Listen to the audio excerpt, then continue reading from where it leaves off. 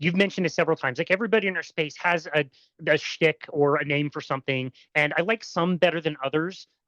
No Sugar, No Grain, NSNG by Vinnie Tortorich. I really love because it's very simple and it's open for people. It's just no sugar and no grains. And whatever vegetables you want to have, that's fine.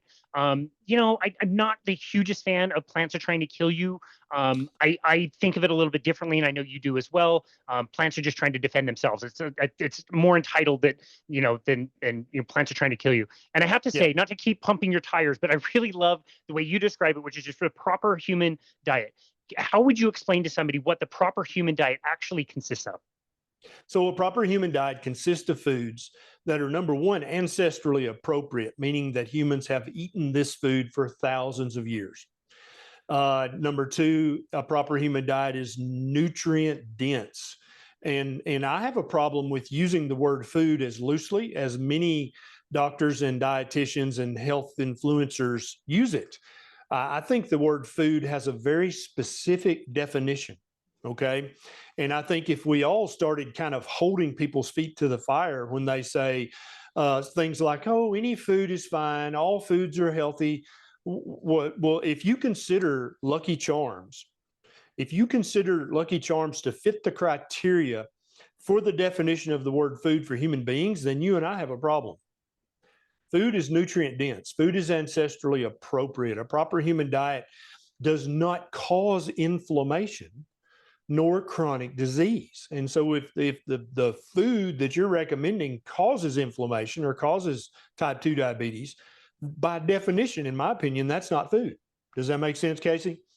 And so yeah, I think for many people, a proper human diet can be low carb, it can be ketogenic, it can be ketovore, it can be carnivore. So many people, because carnivore is so popular right now, they think that a proper human diet is carnivore.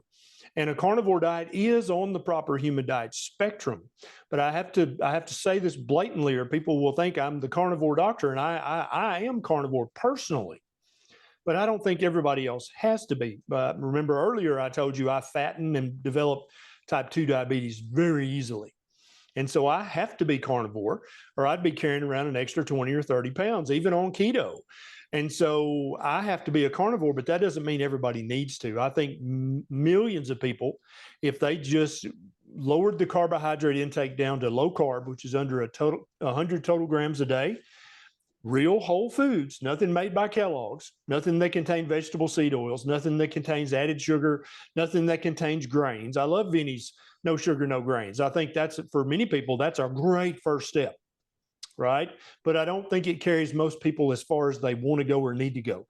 And so just get all the sugar out of your diet, get all the grains and beans out of your diet, get all the vegetable seed oils out of your diet, and only eat foods that are lower in carbohydrates, that keep your total carbohydrate count under 100 total grams a day, not net grams, total grams.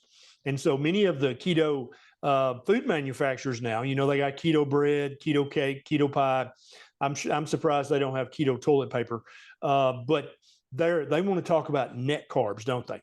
And there's a reason for that, because they can use soluble fiber and all kinds of stuff to kind of mimic the traditional comfort food that people think of when they think of snacks and such. But that soluble fiber still counts as 2 to 3 calories per gram of food. And so a lot of people, they're like, no, I'm doing keto and it's not working for me, but they're eating the keto bread and cake and pie. And they think they're eating keto, but that's not keto. Keto is made of real whole one ingredient foods. Anywhere you fall on the proper human diet spectrum, it's real whole one ingredient foods that humans have had access to for over 15,000 years.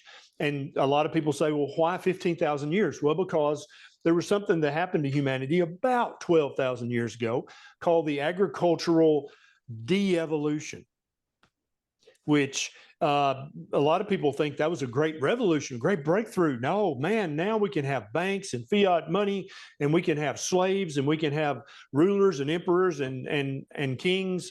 I don't really consider all that stuff to be an improvement. Now, I don't want to be living in a cave being a hunter-gatherer. I love modern society, right? But at the same time, you have to remember this is an ancient species. We've been on this planet for at least 300,000 years as Homo sapiens sapiens. I'll So explain. we have to honor that. And you can't eat a food that was invented 20 years ago and think a food, right? You can't eat a food like product that was invented 20 years ago and expect that to give you optimal health. It's just not going to happen. Your body hasn't had time to adjust to that. And so those are just some of the principles of a proper human diet. I've got all 11 of the principles on a YouTube video if people want to dig into more detail. That's great. No, I love that. It's a bummer that my Lucky Charms are fortified with vitamins and minerals, and I really thought that was the best thing for me. Unfortunately, that's Sure. not true. And yeah, everything that you explained, I don't think it occurs to people that like if you went back 15,000 years and asked a human about currency, about governments, about wars, armies, they would have no idea what you're talking about. It's only when we create a commodity that can be stored that all of those things get created. So Or theft or slavery or oppression or any of that stuff. None of that stuff existed because you have to have storable wealth in order to get that. And I forget if it was the Maasai tribe or one of the tribes that are still modern day hunter gatherers. One of the researchers asked them, "Well, how do you store the meat?" And he said, "I store the meat in my brother's belly." So when you make a kill, you share with everybody. That's how you build up wealth in your tribe, is that you take care of everybody else. So it encourages when you're eating a proper human diet. And I've seen this in our social media on Facebook, YouTube, Twitter, even over on Noster. I've seen that when people adopt and stick to a proper human diet, they become more egalitarian. They become more outgoing. They become more thoughtful and caring. Now, for men, their testosterone is going to go up. And most people equate higher testosterone with being aggressive and mean and rude. Turns out that's not actually the case. If that person is eating a proper human diet and living a proper human life, it tends to make them view the world more circumspectly and to take care of the less fortunate and to help people who need help.